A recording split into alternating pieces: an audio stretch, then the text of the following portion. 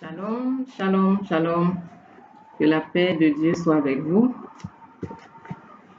Nous allons commencer aujourd'hui par juste une petite phrase. Je veux le bonheur, je veux le bonheur. Je sais que ça, c'est le désir de beaucoup de personnes, si ce n'est la majorité des êtres humains. Je veux le bonheur, je veux être heureux, je veux être épanoui, je veux avoir tout ce dont j'ai besoin. Mais c'est quoi le bonheur? C'est quoi le bonheur? Et où trouve-t-on le bonheur? Où trouve-t-on ce bonheur-là? Je vais juste vous raconter une petite histoire. Il s'agit d'un chanteur, un grand chanteur mondain, comme on dit généralement, et qui vraiment ne se plaisait pas dans ce qu'il avait. Il trouvait toujours que c'était fade, il avait beau amasser les biens, il n'était pas satisfait. Et comme c'était un féru de voitures, il s'est dit peut-être en achetant les voitures dernier cri, il allait y trouver vraiment du bonheur. Et c'est ce qu'il a fait. Il a choisi les plus belles voitures qui venaient de sortir sur le marché. Il les a commandées. Il a demandé qu'on mette tout ça dans son garage. Il y en avait 3 ou 4. Et il s'est levé, il est allé dans son garage en se disant j'espère que je serai plus heureux en regardant ces voitures, puisqu'il était vraiment féru, passionné des voitures. Et quand il est allé à son garage, quelle fut sa déception de voir que son état n'avait pas changé. Il était au même état, c'est-à-dire pas de paix, pas de joie, pas de bonheur. Il avait beau regarder les voitures, les essayer, mais il n'était pas heureux. Il sentait qu'il manquait toujours quelque chose. Il manquait quelque chose. Et d'ailleurs, il s'est débarrassé de ces voitures. Pour vous dire, beaucoup de gens mettent la priorité là où il ne faut pas. Là où il ne faut pas. On veut s'amasser les biens, on veut tout avoir. Quelqu'un qui ne va pas à l'école se dira pour être heureux, il faut que j'aille à l'école. Après l'école, bon, pour être heureux, il me faut un diplôme. Après le diplôme, pour être heureux, il me faut un conjoint. Après le conjoint, c'est toujours pas suffisant. Bon, pour être heureux, il me faut un enfant. Après un enfant, il m'en faut 2 pour le bonheur. Après 2, on se rend compte que le bonheur, c'est pas ça. On a beau échelonner, on a beau avoir ce qu'on désire, mais toujours pas de paix, toujours pas de joie. Et quelqu'un dans la Bible qui avait bien compris cela, c'est le roi Salomon. Qu'est-ce que le roi Salomon ne s'est pas offert? Qu'est-ce qu'il ne s'est pas offert? Lui-même le dit dans le livre d'Ecclésiaste. Il dit qu'il s'est offert tout ce que ses yeux ont vu. Tout ce qu'il désirait, il s'offrait tout ce qu'il voyait. Dans Ecclésiaste chapitre 2, j'aime bien me référer à la Bible, on y trouve tout. Dans Ecclésiaste 2, qu'est-ce qu'il dit? Il a acheté du vin, donc c'était tout le temps du vin, rien, pas de bonheur. Il s'est acheté des maisons, pas de bonheur. Il s'est acheté des vignobles, des jardins, des parcs.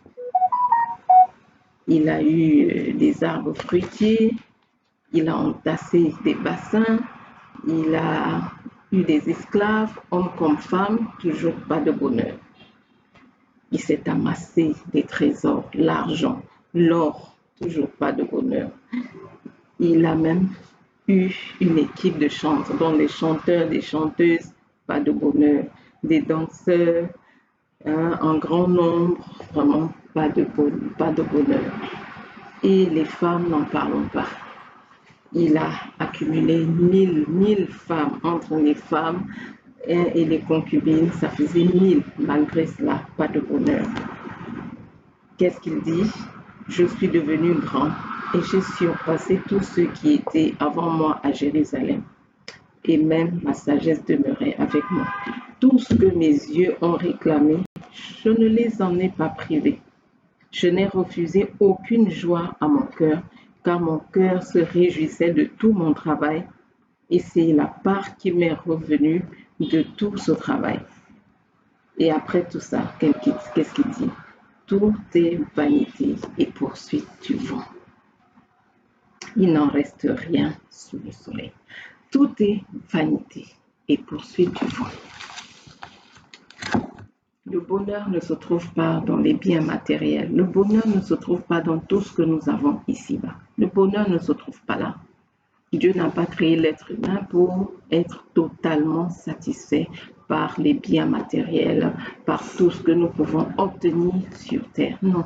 Quand nous lisons la Bible, la parole de Dieu, il n'y a pas un seul verset qui nous dit que le bonheur se trouve dans les biens que nous amassons, dans l'argent, dans l'or, dans les conjoints, dans les femmes, dans les fêtes, l'alcool, la cigarette, bref, tous les plaisirs qu'on peut s'offrir sur terre. D'ailleurs, la Bible nous dit qu'il y a un plaisir éphémère au péché, plaisir éphémère qui ne dure pas, momentané. Le bonheur se trouve où? En Dieu. Le bonheur se trouve en Dieu. Qu'est-ce que le psaume 16 nous dit au verset 11? Tu me feras connaître le sentier de la vie. Il y a abondance de joie devant ta face, des délices éternels à ta droite. Il n'y a pas un autre endroit où trouver le bonheur si ce n'est dans la présence de Dieu, si ce n'est dans la présence de Dieu.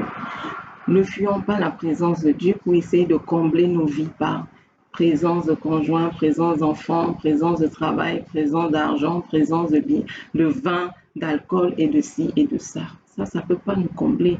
C'est la présence de Dieu seul qui peut combler l'être humain. La présence de Dieu. On peut obtenir quelques petits plaisirs avec les enfants, quelques petits plaisirs avec tout ce que nous avons ici, mais la joie véritable, le bonheur véritable, l'épanouissement réel, c'est dans le Seigneur. Et c'est un bonheur durable et qui ne dépend ni des temps ni des circonstances, parce que Dieu ne donne pas en fonction de ce que nous pouvons vivre. Il ne donne pas en fonction de ce qui se passe tout autour de nous. Voilà pourquoi parfois il y a des calamités tout autour, mais le peuple de Dieu, ceux qui se confient en lui sont dans la joie. Comment imaginez-vous les apôtres qui étaient là, persécutés, mais remplis de joie, persécutés, remplis de bonheur? Pourquoi? Parce qu'ils trouvaient leur accomplissement dans le Seigneur. Il y a tellement de versets bibliques qui nous parlent du bonheur dans le Seigneur, le bonheur quand nous avons le Seigneur, dont nous avons le bonheur de donner aux autres, le bonheur de donner aux pauvres, le bonheur vraiment de marcher dans l'intégrité, le bonheur de nous intéresser aux autres, le bonheur de marcher selon la parole de Dieu. Tout ça, ça entre dans le même cadre, être avec le Seigneur, parce que lui seul peut nous permettre d'accomplir ces choses-là et être heureux. Quel bonheur nous pouvons aussi avoir de servir le Seigneur quand nous voyons des âmes se donner à Christ, quand nous voyons des personnes être délivrées, des personnes qui étaient enchaînées durant des années. Quel bonheur, quelle grâce. Vous ne pouvez pas savoir quelle joie j'éprouve lorsque j'amène une âme à Christ. Vous ne pouvez pas imaginer quelle joie j'éprouve lorsque je vois quelqu'un qui était enchaîné pendant des années totalement libéré d'esprit, libéré de corps, libéré d'âme pour pouvoir servir le Seigneur. Ça, c'est une joie vraiment inquantifiable. Donnons-nous au Seigneur. Il n'y a que là que nous avons le bonheur. Il n'y a que là que nous avons cette joie que personne ne peut nous retirer. Ce bonheur que personne ne peut nous enlever, tout simplement. C'est une joie vraiment indescriptible, indescriptible. Recherchons ce bonheur-là. Le bonheur qui ne dépend ni des temps ni des circonstances. Soyez bénis et à très bientôt.